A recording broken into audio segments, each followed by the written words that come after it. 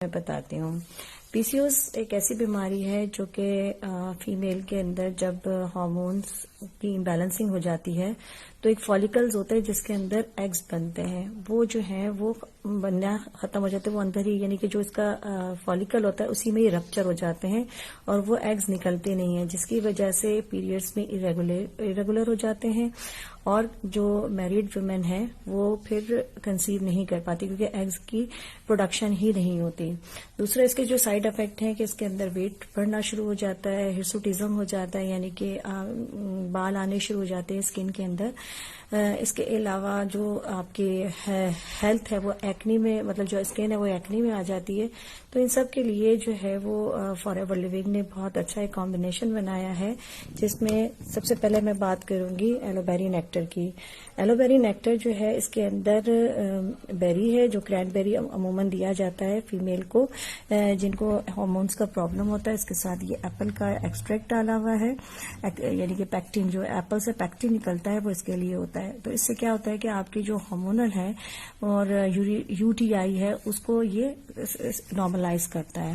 اس کے بعد ہم آ جاتے ہیں وائٹلائز وومین. وائٹلائز وومین جو ہے یہ میں کہتی ہوں کہ آسم پروڈکٹ ہے اور اس کے اندر جو انہوں نے ڈالی ہیں چیزیں وہ میٹرکس کے فارم میں ڈالی ہوئی. اب آپ کہیں گے کہ میٹرکس کیا ہوتا ہے. اب بعض دفعہ جو یہ ڈرگ ڈلیوری سسٹم ہوتا ہے نا باڈی کے اندر جو ایبزارپشن ہوتی ہے تو اس کو بڑھانے کے لیے وہ مختلف ٹیکنالوجی استعمال کرتے ہیں. اگر آپ دیکھیں اس کے اوپر تو یہ ٹی ایم لکھا ہوا ہے, ٹریڈ مارک, یعنی کہ ان کی ساری ریسرچ پروڈکٹ ہے. اور اگر آپ کو میں فردر دکھاتی ہوں یہاں پہ آپ کو ایک بڑی زبردست چیز ملے گی جو کہ انہوں نے ایک پروپرائٹری بلینڈ لکھا ہوا ہے. یہ جو پروپرائٹری بلینڈ ہوتا ہے نا یہ ایک انہوں نے ایک خاص میٹرکس کے ذریعے جو پروڈکٹ بنائی جاتی ہے مینوفیکچرنگ ہوتی ہے اس کو وہ مین ڈرگ ڈلیوری یعنی کہ میکسیمم ڈرگ ایبزارپشن آپ کی باڈی کے اندر ہو, جس کے اندر انہوں نے کرین بیری پاؤڈر, ایپل پاؤڈر, پیشن فلاور اور شیسنڈرا بیری پاؤڈر ان تمام کو ایک بلینڈ بنا کے اس کو اسٹیبلائز کر کے اور اس کو پھر دوسرے وائٹامنز یہ والے اگر آپ دیکھیں وائٹامن سی, ڈی, ای, B6, فولک ایسڈ, B12 اور ان سب کو انہوں نے ڈالا ہے جس سے اچھا اس میں جو مین میٹرکس بنا ہے وہ اوٹ سے بنا ہے جس سے جو اس کی ایبزارپشن ہے وائٹامنز اور منرلز کی یہ زبردست ہو جاتی ہے اور جو فیمیل کے اندر ہارمونز کی جو امبیلنسنگ ہوتی ہے وہ ٹھیک ہو جاتی ہے. ٹھیک ہے, یہ 120 ٹیبلٹس انہوں نے کیے. اچھا آپ ایک چیز اور دیکھیے گا کہ فار ایور کی جتنی بھی باٹل فارم میں موجود ہے نا وہ 1 منتھ کا ٹریٹمنٹ ہے. تو اس کی بھی جو ہوگی اگر آپ اس کو حساب لگائیں کہ یہ 120 ڈیز کو آپ 30 میں کیسے کریں گے تو 2 صبح 2 شام آپ کو لینی ہوں گی. اس کے بعد آ جائیں رائل جیلی.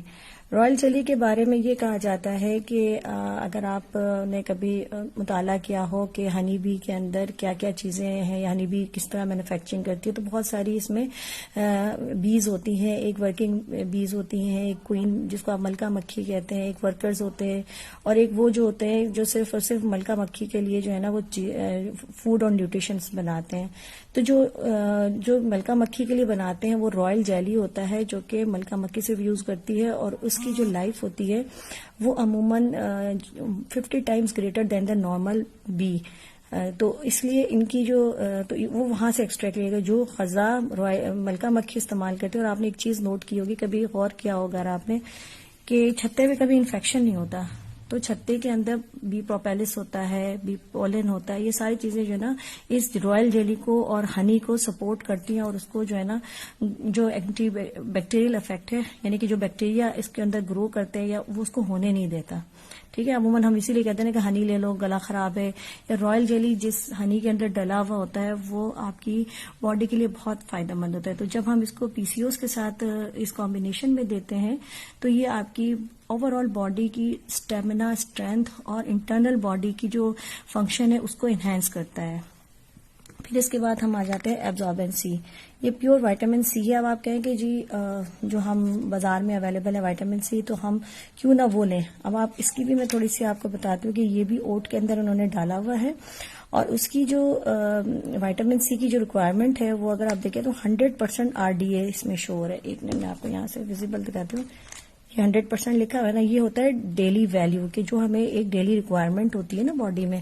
تو وائٹامن سی کا مین کام کیا ہے؟ اینٹی آکسیڈنٹ ہے، فری ریڈیکلز کو اپنے جو ہے وہ باڈی سے ریموو کرتی ہے، اور سب سے جو بیسٹ ہے کہ جو کیمیکل فری ہے، اور یہ سارا جو بلینڈ ہے وہ کیا بعد ادھر سے نکلتا ہے، سارے جو وائٹامن سی فروٹس ہیں، جو سٹرس کی جو جتنے بھی ہیں بیریز ہیں، ان سب سے ایکسٹریکٹ نکال کے اور پھر اس کو جو ہے نا ایک بلینڈ کے طور پہ بنایا جاتا ہے. اب اس کا بھی بلینڈ آپ دیکھیں، انہوں نے ساری چیزیں بلینڈ کو نا، یہ دیکھیں یہ بھی ٹریڈ مارک، انہوں نے سب کو جو ہے نا ٹریڈ مارک کیا ہوا ہے. دیٹ مینس کہ انہوں نے اس کو مارکیٹ میں یا جو انہوں نے پورا ٹرائل کر کے اور جس کی اسٹڈیز کر کے کمپلیٹ کر کے، اور اس کے جو افیکٹ ہے کہ میکسیمم باڈی کے اندر ایبزارپشن ہو جائے. تو جب یہ کمبینیشن لیا جاتا ہے پی سی اوز کے اندر، یہ ایٹ لیسٹ 21 ڈیز بھی لیتے ہیں اور اس کو کنٹینیو، یہ تو آپ نے 1 منتھ کا ٹریٹمنٹ لے لیا، اس کے بعد آپ بیری نیکٹر کو کنٹینیو کریں تو انشاءاللہ پی سی اوز کی جو شکایت ہے وہ ودن 3 منتھس جو ہے وہ ٹھیک ہو جاتی ہے. دیکھیں بات یہ ہوتی ہے کہ دس از ناٹ اے میڈیسن. ذہن میں ہمیشہ یاد رکھے گا کہ جب آپ میڈیسن لیتے وہ 5 دن کا ٹریٹمنٹ ہوتا ہے، آپ کہتے ہیں یار ٹھیک ہے 5 دن میں ہم نے کر لیا، لیکن یہ سپلیمنٹس ہے، وہ بھی ڈائٹری سپلیمنٹس ہیں. یعنی وہ چیز جو آپ ڈائٹ کے ذریعے نہیں آپ کی فلفل ہو رہی، وہ آپ سپلیمنٹس کے طور پر لے رہے ہیں.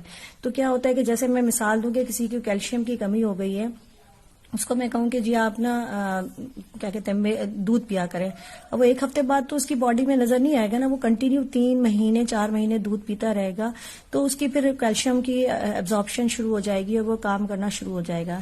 تو کیپ ان یور مائنڈ کہ یہ ساری سپلیمنٹس ہوتی ہیں، یہ میڈیسنس نہیں ہوتی ہیں.